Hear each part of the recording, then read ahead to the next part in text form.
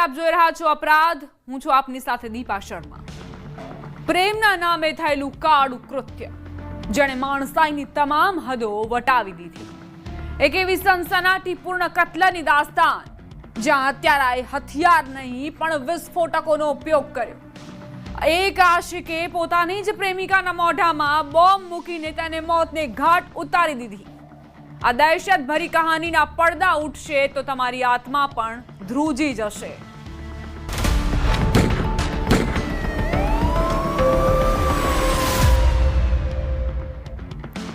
દેશમાં થયેલી હત્યાઓમાં અત્યાર સુધીની સૌથી ખતરનાક, ધ્રુજાવતી અને દર્દનાક કહી શકાય તેવી અજીબો ગરીબ ઘટના.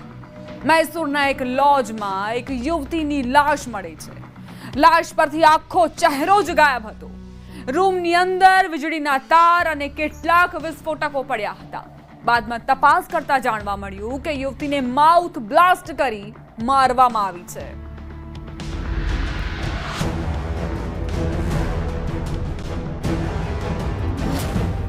મોઢામાં બોમ્બ ફોડી હત્યા. સૌથી ખતરનાક અને ધ્રુજાવી મૂકે તેવી આ કહાની ઘટી મૈસૂરના બેરિયા ગામમાં, જ્યાં એક યુવતીના મોઢામાં બોમ્બ મૂકી તેને ફોડવામાં આવ્યો અને આ બોમ્બ મૂકનાર અન્ય કોઈ નહીં પરંતુ તેનો પ્રેમી નીકળ્યો. દુનિયામાં અનેક યુક્તિ પ્રયુક્તિઓ વાપરીને કેટલાય પ્રકારે કતલ કરવામાં આવ્યા અને લાશને ઠેકાણે લગાવવા માટે કેવા કેવા રસ્તાઓ અપનાવવામાં આવ્યા. આજે અમે તમને કત્લની એવી કહાની બતાવવા જઈ રહ્યા છીએ જે કહાનીમાં કત્લ અને તેને અંજામ આપવાની રીત તમે ક્યાંય ન સાંભળી હશે, ન જોઈ હશે. શું તમે ક્યારે સાંભળ્યું છે કે એક આશિક પોતાની પ્રેમિકાને મારવા માટે મોઢામાં બોમ્બ રાખી દે? સાંભળી અજીબ જરૂર લાગશે, પરંતુ સાચું માનો, આવું બન્યું છે. દેશમાં હત્યા કરવાની નવી તરકીબ સામે આવી છે.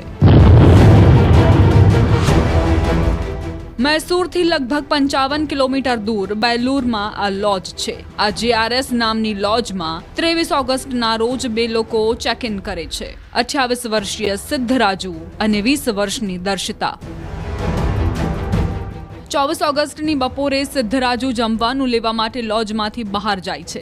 જ્યારે તે પરત આવે છે તો લોજના સ્ટાફને કહે છે કે તેના રૂમનો દરવાજો બંધ છે. રૂમનો દરવાજો ખટખટાવવા છતાં, અવાજ આપવા છતાં અંદરથી દર્શિતા જવાબ નથી આપી રહી. આ પછી માસ્ટર કીથી દરવાજો ખોલવામાં આવ્યો. અંદરના દ્રશ્યો ભયાનક હતા. બેડ પર દર્શિતાની લાશ પડી હતી અને ચોતરફ ખૂન જ ખૂન હતું. દર્શિતાનો ચહેરો લગભગ પૂરી રીતે ગાયબ હતો.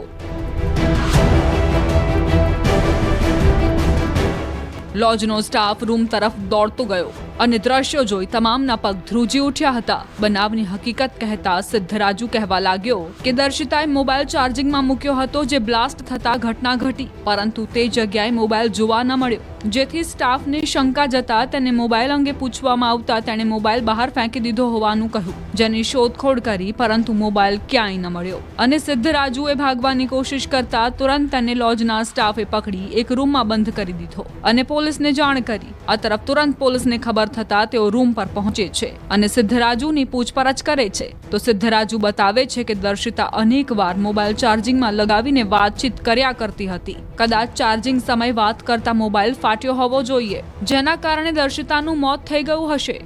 પરંતુ પોલીસને તપાસ દરમિયાન રૂમમાંથી 2 મીટર લાંબો તાર અને કેટલાક વિસ્ફોટક મળ્યા. ફોરેન્સિક ટીમ જ્યારે સ્થળ પર પહોંચી ત્યારે સ્પષ્ટ થઈ ગયું કે બ્લાસ્ટ મોબાઈલ ફાટવાથી નથી થયો. જે રીતે દર્શિતાનો ચહેરો ગાયબ હતો તેને જોઈ ફોરેન્સિક એક્સપર્ટનું માનવું હતું કે આ એક માઉથ બ્લાસ્ટનો કેસ છે, એટલે કે દર્શિતાના મોઢામાં વિસ્ફોટક નાખી તેને રિમોટથી બ્લાસ્ટ કરાવ. તપાસ દરમિયાન જાણવા મળ્યું કે દર્શિતાના બંને હાથ પગ તેના જ કપડાથી બાંધવામાં આવ્યા હતા. દર્શિતાને મજબૂર કર્યા બાદ તેના મોઢામાં સિદ્ધરાજુએ વિસ્ફોટક નાખી દીધો જે રિમોટથી કનેક્ટેડ હતું, જે પછી તે જ રિમોટથી તેણે બ્લાસ્ટ કર્યો. વિસ્ફોટક એટલો હતો કે જે ચહેરાને ઉડાવી દે અને દર્શિતાનું મોત થઈ જાય. પ્રેમી નીકળ્યો પ્રેમિકાનો હત્યારો. શાલિગ્રામ પોલીસ સમક્ષ સિદ્ધરાજુએ અંતે પોતાનો ગુનો કબૂલી લીધો અને પોતે જ દર્શિતાની હત્યા કરી હોવાની વાત કહી.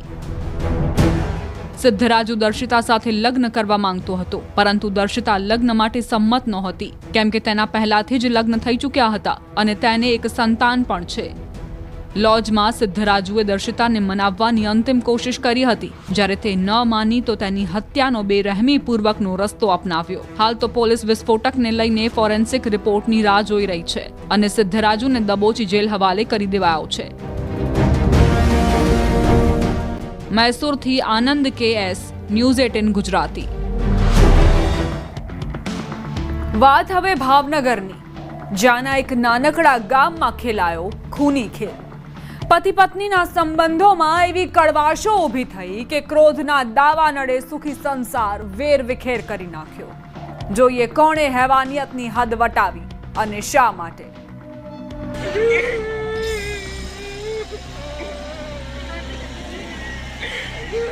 હોસ્પિટલ બહાર એમ્બ્યુલન્સ અને આક્રંદ કરતા લોકો. એક મહિલાને તાત્કાલિક સ્ટ્રેચર પર હોસ્પિટલમાં લઈ જવાઈ અને થોડા સમય બાદ તે મહિલાને ફરી સ્ટ્રેચર પર લાવી એમ્બ્યુલન્સમાં મૂકવામાં આવી કે ત્યાં જ પરિવારજનોનું હૈયાફાટ રુદન સંભળાવા લાગ્યું, કારણ કે ડોક્ટર્સે તે મહિલાને મૃત જાહેર કરી. પૂનમ પંચાસરા કે જેનું મોત નિપજતા જ પરિવારજનો ગમગીનીમાં ધકેલાઈ ગયા. સાથોસાથ એટલા બધા સવાલો ઊભા થઈ ગયા કે તેના મોત માટે આંગળી ચીંધવામાં આવી તેના જ પતિ સંજય પંચાસરા વિરુદ્ધ. જાણવા મળ્યું હતું કે પૂનમના પતિ સંજયે તેના સાળા લાલજીને ફોન કર્યો અને કહ્યું કે તારી બહેનને ઝેરી જીવડું કરડતા મોત થયું છે. તુરંત ભાઈ લાલજી દોડતા કદમે પહોંચ્યો ખોડવદરી ગામે અને પોતાની બહેન પૂનમને ક્યાંય ઝેરી જીવડું કરડ્યું કે ડંખના નિશાન શરીર પર જોવા ન મળ્યા, પરંતુ પૂનમના શરીર પર માર્યાના નિશાન જોવા મળ્યા હતા. જેને લઈને ભાઈએ તેના બનેવી સંજય વિરુદ્ધ ગુનો દાખલ કરાવ્યો અને ફોરેન્સિક PMની માંગ કરી. તો પોલીસે પણ સમગ્ર મામલે ગંભીરતા દાખવી મૃતક પૂનમનું ફોરેન્સિક PM કરાવડાવ્યું. સંજયભાઈ ના હોય તેમની પત્ની પૂનમબેનને ગઈકાલે સારવાર માટે CHC ગારિયાધાર ખાતે લાવવામાં આવેલા. તે દરમિયાન તેઓનું મૃત્યુ થયેલ. ફોરેન્સિક PMમાં થયો પર્દાફાશ. આકસ્મિક મોત નહીં, મારના કારણે થયું મોત. પોલીસ તપાસમાં ધીરે ધીરે તમામ વાતો બહાર આવતી ગઈ. પોલીસે તુરંત પૂનમના પતિ સંજયની પૂછપરછ શરૂ કરી કે જે વાત લોકોથી છુપાવતો હતો તે વાત પતિ સંજયે ઓકવાનું શરૂ કર્યું. પતિએ માર્યો પત્નીને મૂઢમાર. અસહ્ય મારથી પત્નીનું સ્વાસ્થ્ય કથળ્યું. ભાવનગરના ગારિયાધાર તાલુકાના મેસણકા ગામે વાડીમાં રહી ભાગ્યા રાખી ખેતી કામ કરી પેટીયું રડનારા દંપતી પૂનમ અને સંજય રહેતા હતા. અવારનવાર પત્ની પૂનમ સાથે માથાકૂટો થતી રહેતી હતી, જેને લઈને બંને વચ્ચે ઝઘડા થતા અને પતિ સંજય પોતાની પત્નીને માર પણ મારતો રહેતો હતો. પરંતુ આ વખતે વાત હદથી વધી ગઈ હતી. પતિના મનમાં પત્નીને લઈ ચારિત્ર્ય અંગે શંકા. પતિના મનમાં અચાનક પત્ની પૂનમના ચારિત્ર્યને લઈને શંકા ઉપજવા લાગી અને વાત દિવસે ને દિવસે બંને વચ્ચેનું અંતર વધારવા લાગી. અવારનવાર પતિ પત્ની વચ્ચે થતા ઝઘડાઓ પાછળનું એકમાત્ર કારણ પૂનમના આડા સંબંધોનો વહેમ હતો અને વારદાતના થોડા સમય પહેલા પણ પૂનમ તથા સંજય વચ્ચે ઝઘડો શરૂ થયો. સંજયે તેની પત્ની પૂનમને ઢીકા પાટુનો માર માર્યો.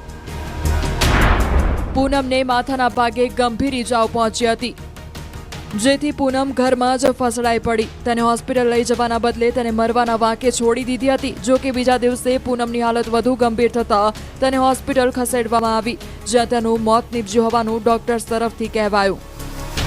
તેઓને શરીરે ઈજાઓ થયેલ, જેથી પોલીસ દ્વારા એને નોંધ કરી આગળની કાર્યવાહી કરી અને ફોરેન્સિક PM કરાવતા સંજયભાઈ ના હોય તેમની પત્નીને આડા સંબંધનો વહેમ રાખી ગઈ તારીખ 21/8/2025 રોજ રાત્રિના મોડી રાત્રે માર મારી અને તેઓની તબિયત લથડતા ગઈકાલ મૃત્યુ પામેલા.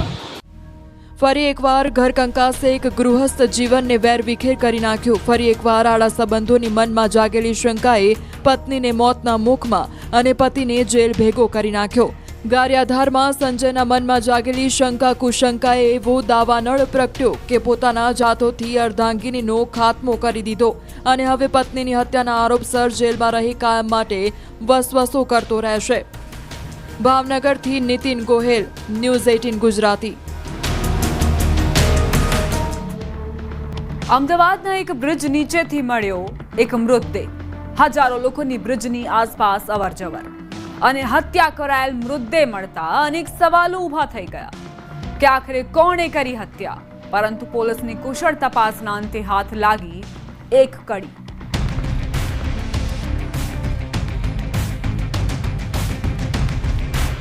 અમદાવાદનું હાર્દસમા અને સૌથી જૂનું રવિવારી બજાર. કોઈ એવી ચીજ વસ્તુ નહીં હોય જે અહીં ન મળતી હોય. ખરીદદારો અને વેચનારાઓની અહીં ભારે સંખ્યામાં ભીડ ઉમટી પડે છે. તેવામાં એક સગીર પણ આ રવિવારી બજારમાં કદમ મૂકે છે અને જે તેના માટે યોગ્ય નહોતું તેની તે ખરીદી કરે છે અને ત્યાંથી નીકળી પહોંચે છે અમદાવાદના ઘોડાસર બ્રિજ નીચે. તારીખ 24 ઓગસ્ટ 2025. સ્થળ ઘોડાસર બ્રિજ, અમદાવાદ.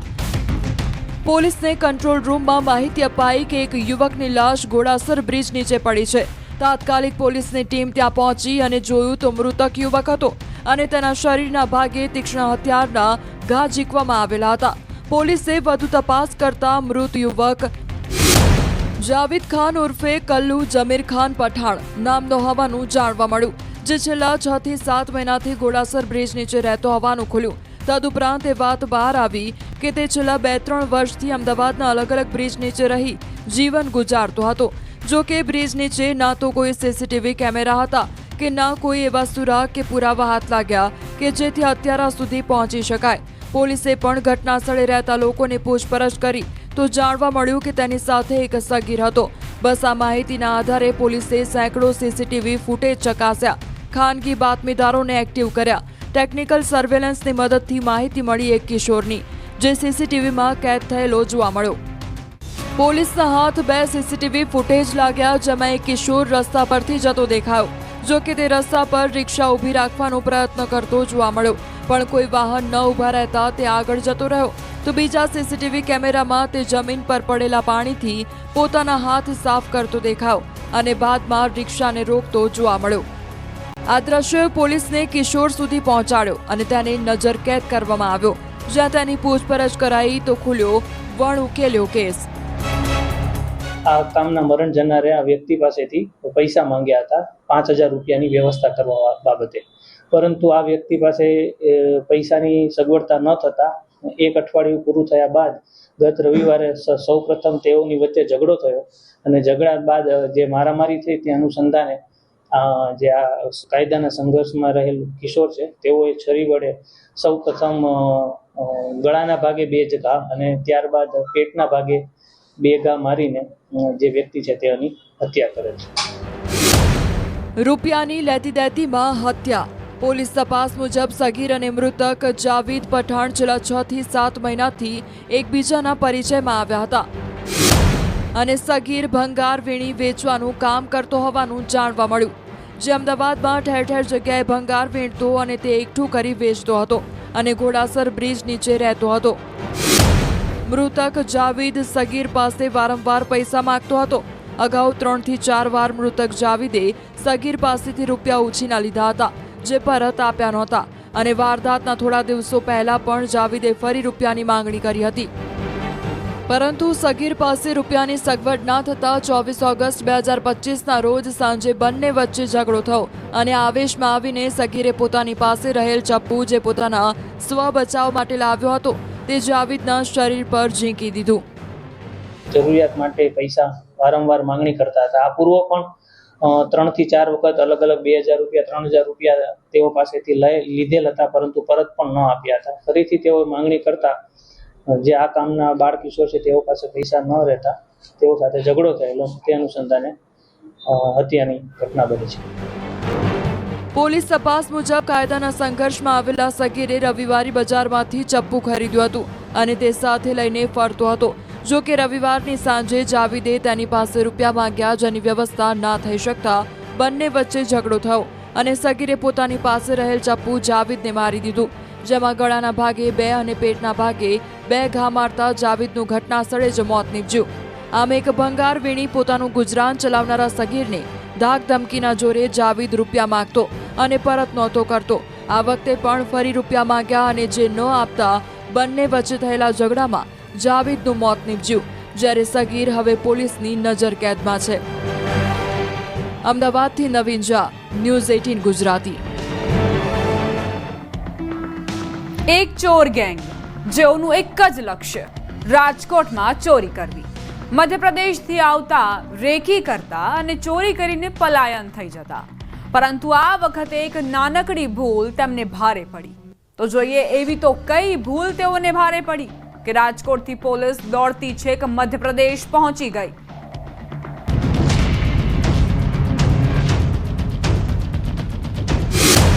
મધ્યપ્રદેશથી આવતા ગુજરાત, સ્થળ અને ટાર્ગેટ નક્કી કરી ચોરી કરતા, પરંતુ અપરાધીઓને એક ભૂલ ભારે પડી અને મોબાઈલ ફોનથી બેનકાબ થયા ચહેરા.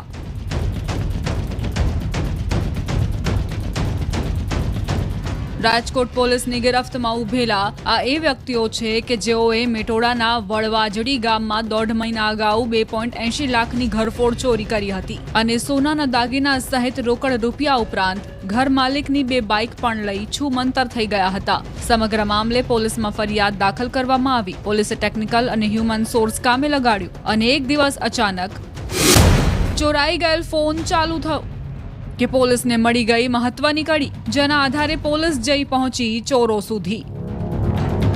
એક મોબાઈલ નંબર એક્ટિવેટ થયેલો આમાં ચોરી થયેલા મોબાઈલમાંથી એના આધાર ઉપર ટેકનિકલ સર્વેલન્સ અને હ્યુમન ઇન્ટેલિજન્સના આધારે 3 આરોપીઓની અને એક બાલ અપરાધીની ધરપકડ કરી છે.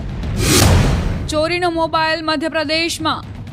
પોલીસના દાવા મુજબ ચોરીનો મોબાઈલ મધ્યપ્રદેશના અલીરાજપુરમાં હોવાનું માલુમ પડ્યું, જેના આધારે પોલીસની ટીમે તપાસ હાથ ધરી અને મધ્યપ્રદેશ પોલીસની મદદથી એક સગીર સહિત 4 લોકોને દબોચી લેવાયા. તમામ પાસેથી પોલીસે રોકડ અને સોનાની ચેઇન તથા એક મોબાઈલ સહિત એક બાઇક જપ્ત કર્યું છે. જીતેન સોમસિંહ ચૌહાણ, જોહરુ ધનસિંહ બામણિયા, મહેન્દ્રસિંહ ભોવેનસિંહ મહેડા, જે ત્રણેયની ધરપકડ કરી તેઓની વિરુદ્ધ કાર્યવાહી હાથ ધરવામાં આવી છે. લોકો ચોરીની મોટરસાઇકલનો યુઝ કરે છે અને ચોરી કર્યા પછી પણ જે મોટરસાઇકલ કોઈ મળી જાય, જેમ કે સ્પ્લેન્ડર, શાઇન, જો ઇઝીલી આનો ચોરી થઈ શકે એવી મોટરસાઇકલને ટાર્ગેટ કરીને ત્યાંથી ફરાર થઈ જાય. મોરબીમાં માસ્ટર માઇન્ડ જોહરુ. પોલીસના દાવા મુજબ આ ગેંગનો માસ્ટર માઇન્ડ જોહરુ છે, જે ખેતરમાં ભાગિયા તરીકે કામ કરે છે અને આખી ચોર ગેંગનો સૂત્રધાર પણ મનાય છે, જે સૌરાષ્ટ્રના અનેક વિસ્તારોમાં રેકી કરતો અને જો કોઈ સ્થળ અવાવરું કે ઓછી અવરજવર વાળો હોય તેવી જગ્યાને ટાર્ગેટ કરતો હતો. આ ગેંગ બંધ મકાનોને વધુ ટાર્ગેટ કરતી હતી અને ઘરના નકુચા તથા દરવાજા તોડી પ્રવેશ કરી ચોરી કરવાની ટેવ ધરાવતા હોવાનું જાણવા મળ્યું છે. આરોપી જોહરુ જગ્યા અને ટાર્ગેટ નક્કી કરી પોતાના અન્ય સાથીદારોને જાણ કરી ચોરી કરવા બોલાવતો હતો. ચોરી પહેલા બાઇક ચોરતા અને પછી ઘરફોડ ચોરીને અંજામ આપીને સીધા જ મધ્યપ્રદેશ રવાના થઈ જતા, જ્યાં ચોરીના સોનાના દાગીના રિસીવર એવો રાજ સોની લેતો. પોલીસે રાજ સોની અને દિનેશ મસાનિયાની પણ શોધખોળ શરૂ કરી છે. પોલીસના દાવા મુજબ ઝડપાયેલા આરોપીઓનો ગુનાહિત ઇતિહાસ જાણવા મળ્યો છે, જેમાં જીતેન ચૌહાણ વિરુદ્ધ 8 ગુનાઓ, જ્યારે જોહરુ બામણિયા વિરુદ્ધ 5 ગુનાઓ અને મહેન્દ્ર વિરુદ્ધ 4 ગુના નોંધાયેલા હોવાનું જાણવા મળ્યું છે. તમામ ગુનાઓ લૂંટ અને ચોરીના હોવાનું બહાર આવ્યું છે. ત્યારે આ ગેંગે ગુજરાતમાં કયા કયા સ્થળો પર ક્યારે ક્યારે કેટલા ગુના આચર્યા છે તેની વધુ તપાસમાં પોલીસ લાગી ગઈ છે. રાજકોટથી અંકિત પોપટ, ન્યૂઝ 18 ગુજરાતી.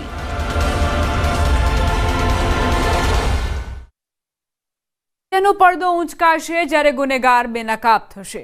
એક નાના વિરામ પછી ફરી મળીશું. જોતા રહો ક્રાઇમ શો અપરાધ.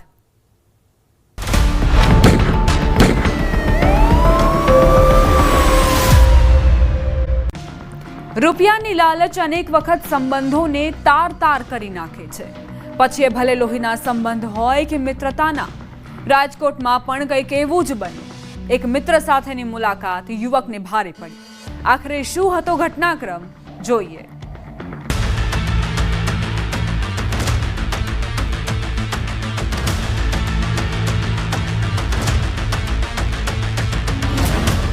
પિતાના ફોન પર આવ્યો એક નનામો કોલ. ફોન પર આપી સાયબર ઓફિસરની ઓળખ. પિતા પાસે મંગાયા 40 લાખ રૂપિયા. જો રૂપિયા નહીં આપો તો તારો છોકરો તને જિંદગીભર જોવા નહીં મળે. અચાનક ફોન પર આ પ્રકારની ધમકી મળતા રાજકોટના રૂપેશભાઈ હેપ થઈ ગયા. તેઓ જાણતા હતા કે પુત્ર રણધીર તેના મિત્ર મોહિતને મળવા ગયો હતો. તો અપહરણ કોણે કર્યું? ના અંગત અદાવત કે ના દુશ્મનાવટ, તો કોણે કર્યું રણધીરનું અપહરણ? એટલું જ નહીં, અપહરણકર્તાઓએ રણધીરની વાત કરાવી તેના પિતા સાથે અને કહ્યું કે પોલીસ મને ગાંધીનગર લઈ જઈ રહી છે, પપ્પા મને છોડાવી લો. પિતા રૂપેશભાઈ ચોંકી ઉઠ્યા હતા. વારંવાર એક વ્યક્તિ તેમના મોબાઈલ પર વોટ્સએપ કોલ કરી ડરાવતો ધમકાવતો કે ત્યાં જ પિતા રૂપેશભાઈએ એક મિત્ર કે જે પોલીસ અધિકારી છે તેની મદદ લીધી અને તેણે ખંડણી માંગનારાઓ પાસે પોલીસ તરીકે પોતાની ઓળખ આપી. જો કે ખંડણીખોરોએ ફોન કટ કરી રણધીરને માર માર્યો અને ફરી ફોન કર્યો. પિતા રૂપેશભાઈને રણધીરે ફોન કરી એ સ્થળે બોલાવ્યા જ્યાં તે પહેલાથી જ હતો. જો કે પિતા પણ તેની પાસે પહોંચી ઈજાગ્રસ્ત રણધીરને હોસ્પિટલ ખસેડ્યો અને જાણવા મળી એક હકીકત કે કરવામાં આવી પોલીસ ફરિયાદ. જે ફરિયાદી હતો એમને પોતાની ગાડીમાં બેસાડીને એમના સાથે મારામારી કરી લૂંટ કરેલ હતી અને પોતાની ઓળખ સાયબર ક્રાઇમના એક અધિકારી તરીકે આપી હતી અને એમના ફાધર પાસેથી 40 લાખની ખંડણીની માંગણી કરવામાં આવેલ હતી. મિત્ર બન્યો દુશ્મન. પોલીસ ફરિયાદ મુજબ રણધીર કટારિયાનો મિત્ર મોહિતે તેને મળવા બોલાવ્યો અને રાજકોટના ખંડેરી અને પારાપીપળિયા ગામ તરફ લઈ ગયો. તેની સાથે તેના 2 મિત્રો પણ હતા. જો કે રણધીર કંઈ સમજે વિચારે તે પહેલા જ તેને ત્રણેય મારવાનું શરૂ કર્યું અને છરીની અણીએ સોનાના દાગીના, મોબાઈલ અને 20,000 રૂપિયાની લૂંટ ચલાવી. એટલું જ નહીં, રણધીરને ધાક ધમકીના જોરે પોતે કહે તેમ કરવા દબાણ કર્યું અને રણધીર પાસે તેના પિતા રૂપેશભાઈ પાસે કરાવડાવ્યો ફોન. કહેવાયું કે તે સાયબર ગુનામાં પકડાયો છે અને પોલીસને પૈસા આપી બચાવી લે. જો કે રૂપેશભાઈએ પોલીસ મિત્રને વાત કરતા આરોપીઓ પકડાઈ જશે તે ડરના કારણે રણધીરને તેઓ માર મારી તેની કાર લઈ ફરાર થઈ ગયા હતા. 21 વર્ષીય મનીષ ઉર્ફે મોહિત ગોહિલ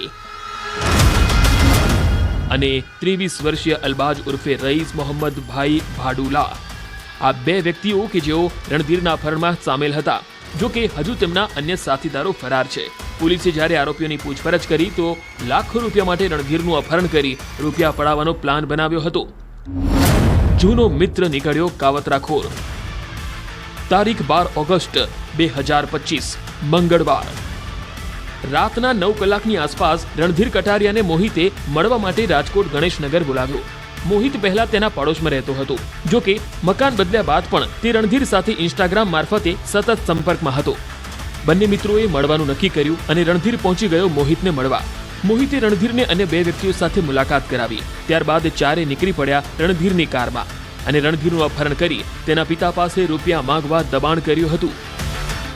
એમાં જે મનીષ ઉર્ફે મોહિત ચમનભાઈ ગોહિલ જે આરોપી છે એના વિરુદ્ધ અગાઉમાં 3 ગુના દાખલ થયેલા છે અને એક વખત પાસા પણ થયેલી છે. અને જે અલબાજ ઉર્ફે રઈસ મોહમ્મદભાઈ ભાડુલા જે આરોપી છે એના વિરુદ્ધ 15 ગુના દાખલ થયેલા છે અને 3 વખત પાસામાં જઈ આવેલું છે. આમ ગુનાહિત ઇતિહાસ ધરાવતા આ નવયુવાનો પૈસાની ચાહતમાં પાગલ બની બેઠા અને મોહિત પોતાના જ મિત્રનો વેરી બની ગયો. તેણે પોતાના 2 પરિચિતોની સાથે પૈસા પડાવવા આ કાંડને અંજામ આપ્યો, જેણે 2 આરોપીઓને જેલના સળિયા પાછળ પહોંચાડી દીધા.